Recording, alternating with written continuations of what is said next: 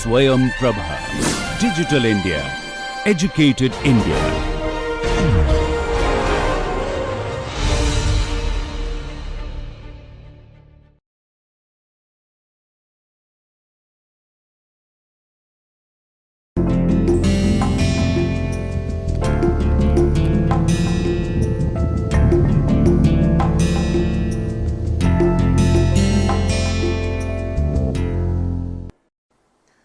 Okay, so welcome back.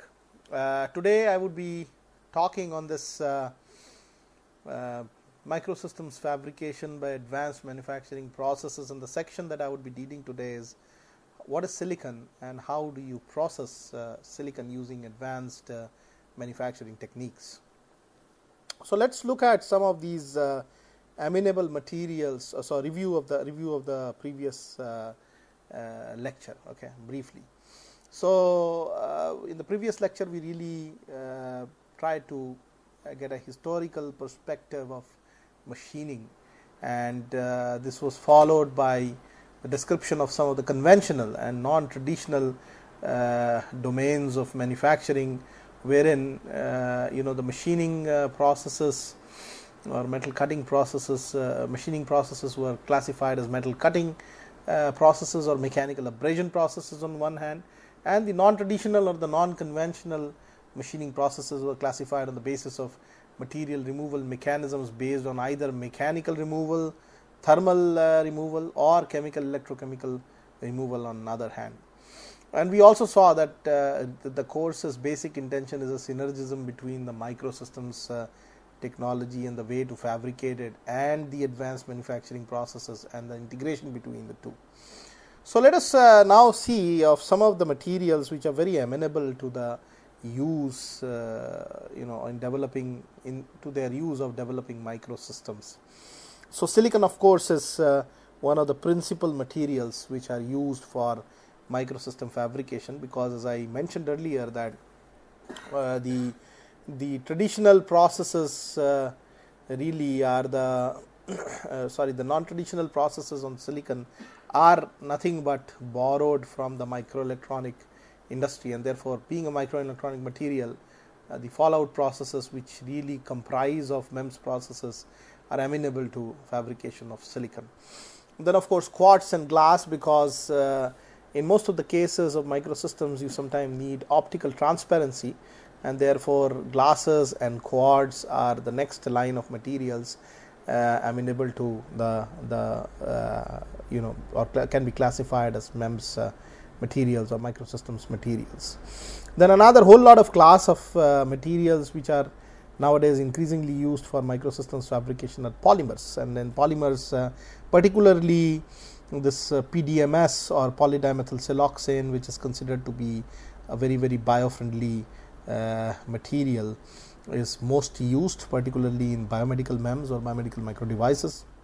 And then of course PMMA, polymethyl methacrylate, which is also an e-beam resist, and it is used increasingly for e-beam lithography and other applications. Then this material of Teflon, okay, where Teflon is actually a commercial name of a material available from DuPont, and this Teflon is a very hydrophobic, and it has excellent applications again in the biological world, and so therefore Teflon is another very amenable material, MEMS material, which is used mostly for fabrication of microsystems. And then of course there is this whole new domain of microsystems which is using biological entities like cells, proteins, or DNA, and these are also some of the very frontier research areas in the biomems as to how to micromanipulate or nanomanipulate sometimes the biological entities for fabrication or advanced manufacturing of MEMS at this particular scale. So let's begin with silicon. So silicon of course is the most popular MEMS material obtained so far, and silicon and its compounds, a variety of compounds like oxides, nitrides, polysilicon, etc., can be very amenably used for microsystems fabrication.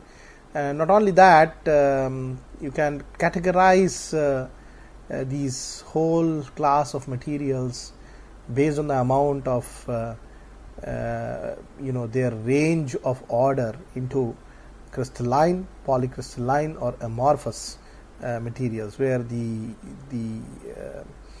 definition of these terms are kind of parallel to whatever conventional definitions are. Single crystalline means that there is one particular kind of crystal with the repetition of unit cells, and there is no break of this crystal whatsoever. Polycrystalline is that the crystal growth takes place at several centers, and it formulates into grains of different crystals with grain boundaries in between. And amorphous is where the range of order is rather shorter, where there is no orderliness at all, and it is very randomly deposited. And so these class of silicon oxide, nitride and silicon as such, or polysilicon, can be categorized into these various forms and domains. So material like silicon dioxide, for example, are amorphous, which means that they do not possess any long range order. Okay, so that's what is basically the categorization of silicon. And let us look or delve into a little bit of crystallography and crystal structures. When we talk about especially single crystalline silicon, crystals are described by their most basic structural element, the unit cells, as most of us know, and it's a regular array of such units repeated in 3 dimensions in a very regular manner, which comprises of a crystal. And the unit cell of interest have, let's say, cubic symmetry, and each edge of this unit cell has the same length. So you can divide these into different classes of crystals, like simple cubic, where you can see there are about 8 atoms on the 8 corners of this particular cube. Body centered cubic, where you have atoms on the corners as well as one in the center of the whole cubic lattice. And this is what one unit cell would comprise of or look like. And a repetition of all these unit cells in the 3 dimensions would typically result in what you call a single crystalline material. And then you have face centered, where these faces also has some atoms apart from the corners, and there is no atom in the center of this particular unit cell. So these are some of the classifications of how cubic crystals can be divided as. And just to reiterate, or just to memorize some of the fundamentals which you probably may have obtained earlier, these the crystals are really represented by directions, and they are identified using a Cartesian coordinate system. And the square bracket here, as you are seeing, is indicative of the direction in which the crystal would grow. So it is the direction of growth of the particular crystal. So if I say that it is a 1 0 0 growth, that means it is growing, the crystal is growing in the x direction. Okay, if it is a 0 1 0, it is growing in the y direction. Similarly, if it is a 0 0 1, it is growing in the z direction. And not only that, if you can change the planes. If the growth is along a certain plane, then it can be a 1 1 0, or it can be, let's say, 1 0 1 or a 0 1 1, which corresponds to different planes of the growth. And then there can be a very interesting growth along the 1 1 1 direction, which means that it is something like a triangle here, as you can see. So the 1 1 1 direction typically is perpendicular to this particular triangle. So the direction of growth is perpendicular to this particular direction. So whatever it is, the directions are represented by these square brackets, and it is a sort of sign convention to do that. And if you want to represent the plane, a particular plane that is perpendicular to the vector square bracket xyz, you represent that by this round bracket xyz, which comprises of the plane of which xyz was a direction of. Okay, so this is the plane round bracket, and this is the direction square bracket. And then of course a set of such planes are represented by these third bracket, and the set of planes would be meaning all planes of type round bracket xyz represented by the third bracket xyz. So that is a sort of nomenclature which you use for systems or for identifying silicon as such. So let us now look into a little bit different aspect of how you can actually make single crystalline silicon.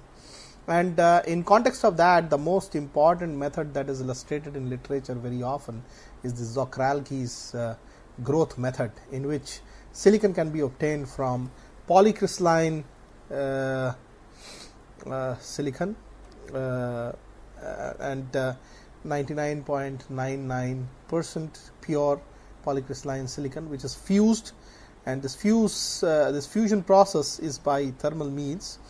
There is a crucible which is indicated here in this figure, which comprises of a central cavity, and this cavity, as I am illustrating by this border here, contains the silica material, the silicon material, the polycrystalline silicon fused material, and this crucible, so called, is basically capable of rotation. So you can rotate the whole crucible, and also it is inertly filled, so the temp chamber here is evacuated using pumping mechanisms as illustrated here and here, and then you can fill the whole environment or atmosphere of this fused silicon container with argon or an inert gas, so that it ensures the non-inclusion of material like oxygen or nitrogen into the silicon lattice. So it's extremely pure process, and there are certain foundries in the world, like one example is MEMC, which is based in St. Louis at Missouri, which actually manufactures some of these silicon wafers, high purity single crystalline silicon wafers. So the way the processing goes is that when this crucible is rotated, and then there is something called a seed crystal which has been obtained from an earlier process, and the seed can be probably a very small crystal of a certain direction or grown in a certain direction, let's say the 100 direction.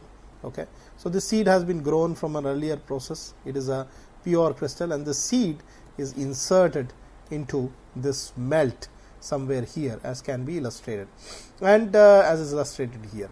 And so therefore the rotation, the relative rotation between the seed and the crucible, and can be varied by varying the relative RPM. And what is important here is that as the seed goes and dips into the material, and the seed is slowly pulled out, it tries to drag along with it a part of the silicon melt. And the moment the silicon melt comes out into the open atmosphere, it is no longer a part of the crucible, and therefore it can as well solidify. So only advantage here is that the solidification, the rates of this pulling can be balanced with the rate at which the relative rotation happens between the crucible and the seed, and many other parameters are in a controlled manner. So the rate at which the solidification front sort of cools off, you can really tailor it or fine tailor it in a manner so that the growth takes place in the same direction as the direction of the seed crystal. Okay, so this is the Czochralski's crucible process. So the seed is the mother crystal, which would eventually result in formulation of a bowl of material, as can be indicated by this outline that I am drawing here. Okay, and this all material in this bowl is grown in the direction of the seed crystal, and the parent direction is kind of grown into this particular bowl. So once this bowl is extracted, you can actually cut this bowl into pieces, and you can fine polish them, and there are a lot of methodologies like CNC wire cut EDM or some other instruments which are used for fine sizing, or maybe even band saw, which are used for fine sizing these wafers. Typically these wafers can vary between 400 microns thickness to about 900 microns thickness. So some other nitty-gritty of this process is that the chamber is actually filled with it's backfilled with inert gas, and the crucible is heated up till 1500 degrees Celsius. Okay, and the seed crystal is really small chemically etched crystal, and lowered into the contact with the melt, so that the melt can grow in that direction. It has to be carefully oriented because this sort of serves as a template for growth of the much larger crystals later on. Okay. So, that is how the Czochralski's growth method or growth process is actually executed. Now, let us do some mathematical modeling for this process, which can give us an idea of how the liquid to solid conversion can take place in terms of latent heat of solidification.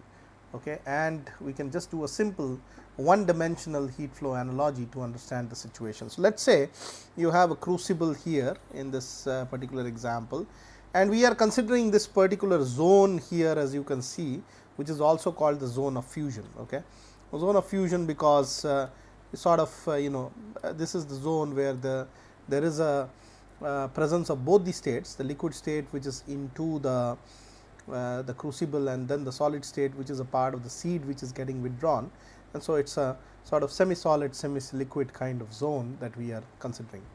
So, if we apply the Fourier's law of heat conduction, so Q dot x, or the rate of flow of heat as a function of x, okay, or in the direction of x, is really proportional to the interfacial area across which the heat is flowing. So, the interfacial area in this case can be thought of as going into the plane of this slide. Okay. So, this is the area across which the heat is flowing. So, this is also known as the heat face. Okay. And then it is also proportional to the temperature gradient which exists in the material in the direction of flow of heat. So, in this case, for example, if the temperature here is T1, the temperature here is T2. So, temperature here is T1, temperature here is T2, and of course, in this particular case T2 is more than T1, which enables the heat to flow from the direction of T2 to T1. Okay. So, let us say in this particular zone of fusion that is in question, we have a temperature T1 which is actually higher than T2 in this particular case, which is that of the liquid part of the zone of fusion, right. So, the temperature of the liquid part is T1, and the temperature of the solid part of the withdrawn seed and the bowl formulated on the seed as a template is basically T2, okay, as illustrated here, and T1 of course is greater than T2, which enables the direction of heat flow in the positive y direction, as you can see here. Okay, so, the heat flows from T1 towards T2, and we need to just investigate how the rate of heat flow here into the zone of fusion from the liquid side and the rate of flow out of the zone of fusion to the solid side would be balanced with each other, and this heat loss which is happening is also a cause of the formation of the solid, which means that in a solid state, as you know, the bond energy is always higher, and therefore, there is a heat of formation of the solid which is lost. It is called the latent heat of formation of the solid. So, the difference between the rate of heat flow into the zone of fusion and out of the zone of fusion is really the quantity of heat which is lost in formulating the solid from the liquid state. So, if we model it in that manner, let us say for example, if we assume completely one dimensional heat flow in this particular case, we can write the heat equation as minus KLA dt by dx in the liquid side. The minus shows that the heat is always from the higher towards the lower temperature from the higher temperature side, which is also defined by the law of thermodynamics. So, KL is the conductivity, the thermal conductivity of the liquid melt. A is of course the interfacial area of the zone of fusion, and dt by dx is the temperature gradient available across that interface between the liquid onto the crucible and the zone of fusion. And of course, this heat goes into the zone, and the heat which is lost from the zone of fusion into the solid can be defined as minus of minus Ka, where Ks, where Ks is basically the thermal conductivity of the solid material times of interfacial area between the zone of fusion and the solid A. We assume the area to be same in both the cases for simplicity of the model here, times of dt by dx temperature gradient in the solid while the heat flows from the zone of fusion into the solid. Okay. So, that is the difference of heat flow into the zone of fusion and outside the zone of fusion, and this net heat loss here is somewhere recorded as the solid formation, okay, or the the heat of formation of the particular solid. So, if we assume that the rate at which the solid material gets formulated is dm by dt, as you can see in this particular illustration here, and L being the latent heat of formation, which is in terms of how much mass per kg, how much heat is lost in order to formulate the solid. So, L dm by dt is really nothing but the amount of heat, the rate of heat, or the rate of heat loss, okay, in terms of formation of the solid bonds. Rate of heat loss can be equated in terms of heat going per unit time into the zone of fusion minus heat going away from the zone of fusion per unit time. So, you can really equate both these equations, and that formulates a basis of the Czochralski's growth process, because heat flowing in here represented by the first term, heat flowing out here represented by the second term, and in between whatever is happening in resulting in this formation of the solid phase, the dm by dt. So, that is really what this Czochralski's process is about. dt by dx, of course, is the thermal gradient in the x direction from the either from liquid to the zone solid zone of fusion, or from the zone of fusion to the solid, and Kl and Ks are respectively the thermal conductivities of the liquid state and the solid state of the silicon. So, let us refine this equation a little more by assuming that you have rho as the density of the solid in this particular case, and of course, A, the area of the zone of fusion defined by a constant A is the interfacial area, and if we assume that dx length of solid material is formulated because of this heat transfer process. So, dm really the differential amount of mass is nothing but the density times of the volume A dx, which is created by virtue of pull out from the zone of fusion into the solid state. So, if we equate the new term obtained for dm into the earlier equation, we have L times of rho times of A times of dx by dt, which is nothing but the pull rate of the seed crystal in terms of the rate of displacement of the seed with respect to the crucible. So, this is the pull rate. Okay. So, L times rho times A times of pull rate is nothing but this heat transfer equation, which is kx A dt by dx solid minus kl A dt by dx liquid. We have just taken the negative of negative, and so therefore, that is why the equation has changed sign. So, if we were to assume that our pull rate is maximum for the purpose of high yield production, we should have a situation where this negative component should go to 0. So, therefore, typically whatever is coming as heat into the zone of fusion is really the amount of heat going away from the heat of fusion, zone of fusion. So, that is typically a case in one dimensional heat transfer. So, this whole equation is a maximum on the left side only if this liquid heat transfer from liquid into the zone of fusion is 0, or the latent heat really in the zone of fusion is the only heat that is diffusing through the solid. Okay.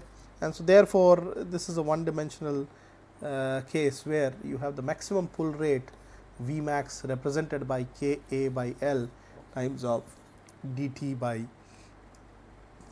dm, or K divided by rho L. We are just putting the value of dm here, rho a dx times of dt by dx, and this dt by dx, mind you, is in the solid domain as the heat emanates from the zone of fusion into the solid. So, the maximum pull rate is really proportional to dt by dx, or the temperature gradient from the zone of fusion onto the solid material. Okay. And so, therefore, one may argue that if you have a very large dt by dx, it would result in maximum yield or maximum pull rate, which is actually not the case. Cut. Ready. So, normally the maximum pull rate is never used, and that is because if you give it very less time to formulate, then there is always a tendency of a lot of point defects, particularly in the zone of fusion nearer to the melt, and therefore, the point defect density would go up very high if the dt by dx increases. So, quick cooling would help to sort of, on one hand, create a lot of defects into the next formulating zone from the liquid. Okay. Although the defects may not be going into the solid crystal, because you have very less time given for the cooling process to take place or the solidification to take place. However, another aspect of this huge too much thermal gradient is also creation of large thermal stresses within the solid, which would rather create dislocations, and particularly this is true for larger diameter wafers, that the dislocations are very prominent because of that. So, it is really a trade off between the pull rate and the way that the defects would go into formulating the crystals, or the amount of thermal stresses that the crystals can handle, and this together would define how much pull rate is really needed. And it is really not a yield decision sometimes, yield based decision sometimes. It is basing itself on the purity of the material, particularly because we are growing single crystalline silicon here. Purity of the material in terms of point defects, high the density, and also thermal stress created dislocations, etc. So, it is a function of a lot of other quality parameters for the wafer apart from the yield. So, that is how the Czochralski's growth process works. Okay. So, the other method which is of some prominence is basically the single, it's called the float zone method, which is again another very important method for realizing single crystalline silicon. So, in this particular method, also called the float zone method, it is basically used for extremely high purity silicon growth, although downside of this particular process is that you cannot really go above a certain diameter of production of wafer. Like in Czochralski's, you could go up to any extent, including 8 inches or 5 inches. Bigger size wafers are also possible. In this particular case, it is only limited to smaller size wafers, and the process for production really is similar. You have the concept of a seed crystal in this method as well, as we had in Czochralski's. However, in this particular case, as you can see, there is a polycrystalline rod which is being pushed into the small orifice here, and by means of non-contact mediated heating, like an RF mechanism, maybe you heat this particular surface of the wafer to almost its melting temperature, while pushing the polycrystalline rod all the way into the orifice. Okay. And on the other side, you lower the seed crystal into the this orifice here, and the seed crystal is actually used as a template for formation of growth of this polycrystalline material being pushed through the orifice onto the other side. So, from the naked region, really in this particular region, the seed crystal grows, and makes a single crystalline silicon of the type of seed crystal from the polycrystalline melt which you are pushing through this particular orifice. Both the rod as well as the feeding rod as well as the wafers are moving at certain omega velocities, and one good advantage here is the uniform heating. So, there are very less thermal stresses, and as such no thermal stress related dislocations, which is otherwise the case in Czochralski's method, where there is a huge thermal gradient available because it is essentially a contact mode heating. Here most of the heating means are RF based, so that this non-contact mediated, and there are no thermal dislocations whatsoever in the particular crystal. So, that is another method of formulation of single crystalline silicon known as float zone method. So, the other material of importance of to the microsystems fabrication has been indicated is glass. Okay, and glass is actually chemically silicon oxide, and the content of silicon oxide however varies from different glasses. For example, soda lime glass would contain about 68% of silicon oxide. Borosilicate, another variety of glass, would contain about 81%, and the highest and the purest form of glass is the quartz. Really, it's fused silica, which is actually 100% silicon oxide. And basically there are certain other metal oxides along with silicon oxide which are present, which would determine the optical transparency or clarity of the glass to the whole UV visible region of the spectrum. And so therefore certain characteristic metal oxides and metal ions would emit their own signatures, making glass unclean and absorb at certain frequencies, whereas quartz, being the purest or the highest form of glass, will not absorb any of these wavelengths and would have a clean background as such.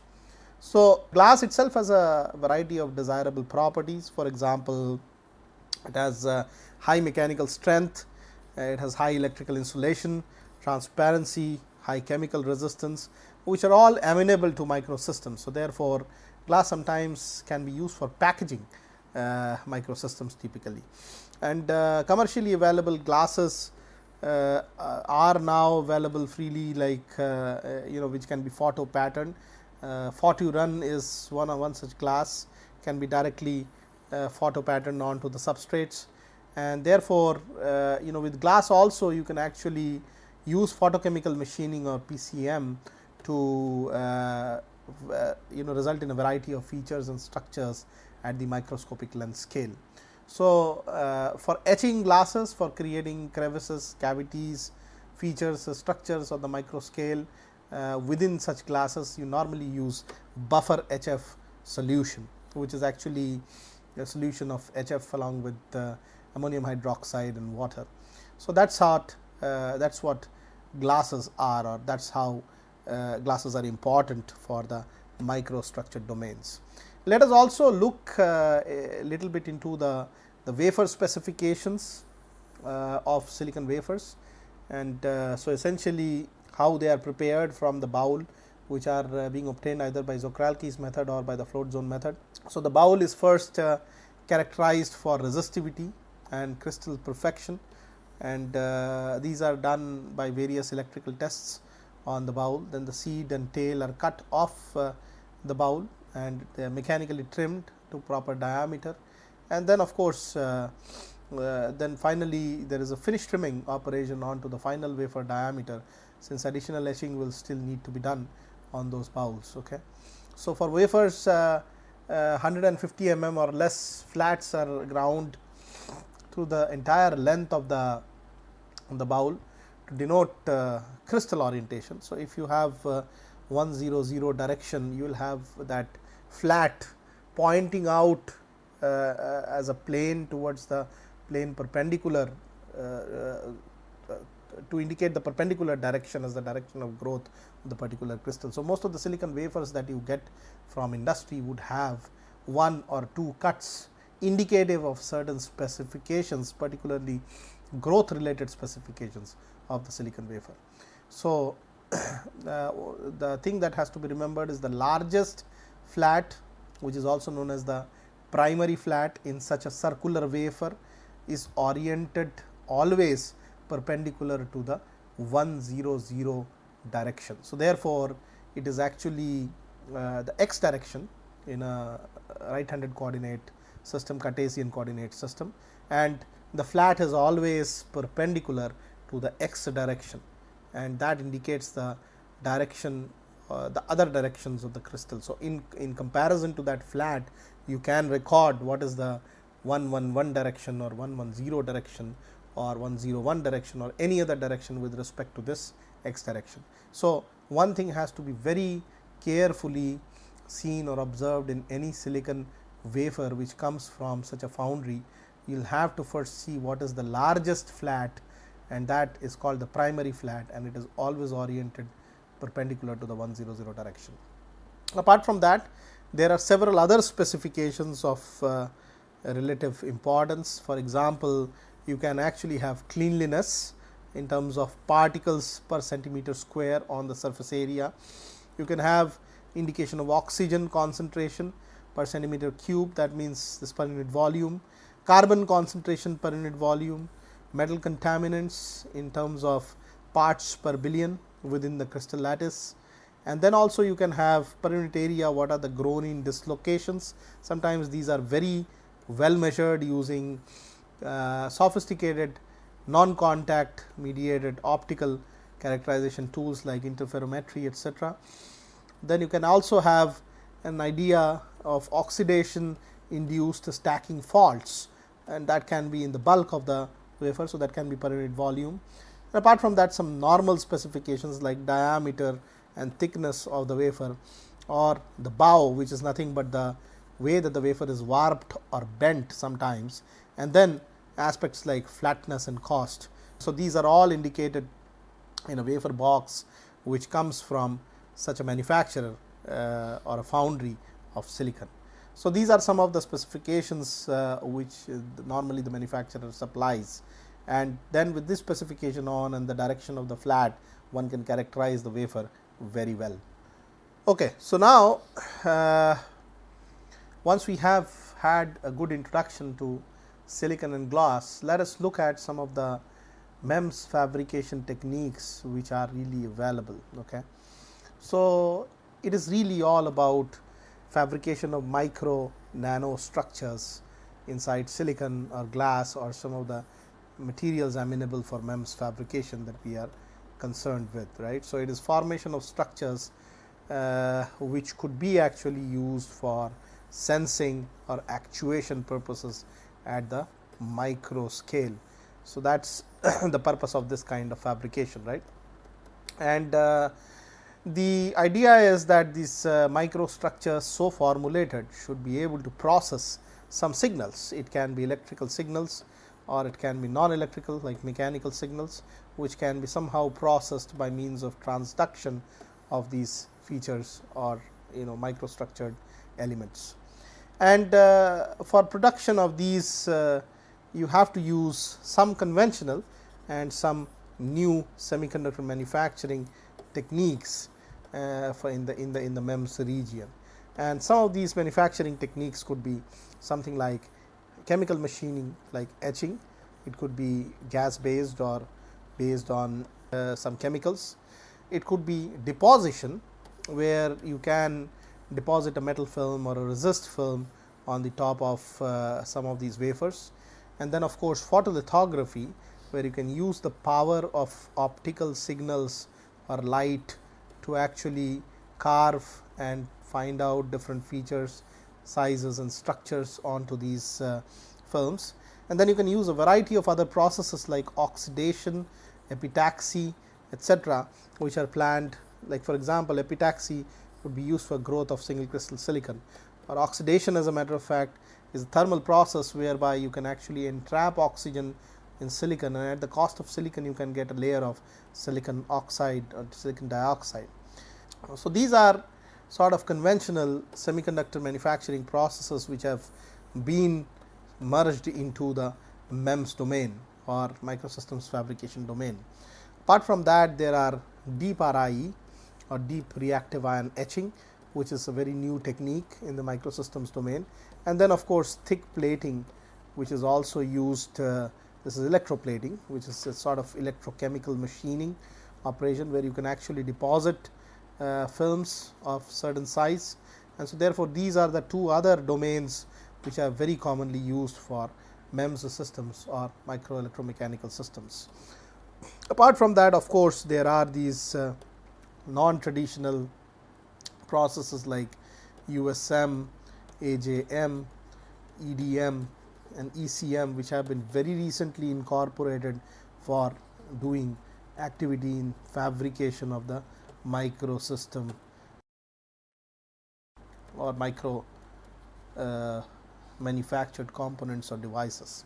So, if you look at all these machining processes in bunch, they can be categorized either as bulk micro machining processes or surface micro machining processes, and the bulk processes really are about the subtractive removal of material or subtractive processing of material from a wafer surface. For example, in this particular illustration here or cartoon here, you can see this right here is a section, a cross section of the silicon wafer, and you are trying to selectively etch off the material from this wafer. So, there can be, for example, a protective layer here which you have etched out and created a small crevice or a cavity. So, another example is this particular etch pit here, which is a high aspect ratio structure, and this can be obtained by a process called deep reactive ion etching, where the power of plasma can be used for driving atoms in a particular direction so that they can knock off the surface atoms here, and then based on that high aspect ratio structures can be formulated. The third example as illustrated here is again a very interesting example where there is a P double plus layer which has been impregnated here using an implantation or some doping technique, and then is an anisotropic etch which actually goes on from the back side here, and the material is selective to only silicon and so to P double plus. So, therefore, whenever the etchant actually comes and hits this area, it actually leaves a membrane here, a thin membrane here, because it is not able to etch this part. It is selective to P double plus, as I already mentioned, and the remaining silicon is etched away. So, this is another way of getting what you can say thin film pressure sensors, and this is also known as bulk micro machined pressure sensors. Okay. So, why it is bulk is because you are subtractively removing material from the volume of this particular wafer, and that is why bulk micro machining is an subtractive process. It is a material removal mechanism. On the other hand, surface micro machining is an additive process where you do not really remove the material from the bulk of the wafer, but you keep on adding different layers of materials on to the top of the wafer, because of which you can create these features and structures. To exemplify some, let us look at this illustration here as can be represented. So, here for example, this is a polysilicon layer which has been put in a manner so that you had a sacrificial layer in this particular region given by the dots. It could be a resist layer, and then you have deposited the polysilicon layer on the top of this resist layer, and then later on you can remove the resist layer away because polysilicon is a high strength material, so that you can have a channel on the surface on one side and buried within this polysilicon layer on another side. So, you can remove away this resist, later on it just goes off, thus resulting in this channel into the plane of the paper or plane of the this transparency slide. So, this is an example of surface micro machining or additive micro machining. Other examples could be deposition of these pillars and posts by using either metals or photoresist, where the structures so realized can be of some significance. For example, all the metallic interconnects in electronic microelectronic circuitry is actually made using such metal imprints. It is called printed electronics, okay, and it is again a additive micro machining process or a surface micromachining process. So, in a nutshell, machining can be divided into bulk, where you are subtracting from the volume, and surface micromachining, where you are adding material on the surface to do microstructures and features. So, these are the two broad categories of all machining processes that can be assembled to realize microsystems or micro fabricated architectures. For example, is a slide which has been borrowed from Dr. Mark Madou's book on microfabrication. So, here it is showing how you can formulate a P double plus membrane, and this has already been illustrated. So, you can actually formulate a small cavity here using resist, and so this can be used as a etch window, as and there can be a an etchant which can be selective to P double plus, which is actually highly doped positive silicon on the other side, and so the material starts etching away in an anisotropic manner, thus formulating a 54-degree angle, and based on this it just goes up to the selective layer here, which is the P double plus layer, and stops the etching process, thus creating a membrane. The other hand, this side is showing how your micro cantilever can be generated by additive micromachining, where you have, let us say, a sacrificial layer over which you have put, let us say, a polysilicon layer like this, and then you are removing the sacrificial layer away, so that you can have a small cantilever which you have illustrated here in this particular example. So, these are some of the process flow charts or logic diagrams for formulating some of these micro features and micro structures in different illustrations. So, if you look at the bulk micromachining technique, the first process that comes into existence is the etching, and particularly wet etching, where there is a chemical which is used for etching off the material. So, it is a subtractive technique again. The etchant is a highly corroding or eroding agent, which engraves its wherever it comes in contact with the wafer, and removes the material, so that you can have these features, etc., imprinted. And the etching solution is basically very often used in all the microelectronic processing and also in MEMS processing. So, etching can be divided into two classes.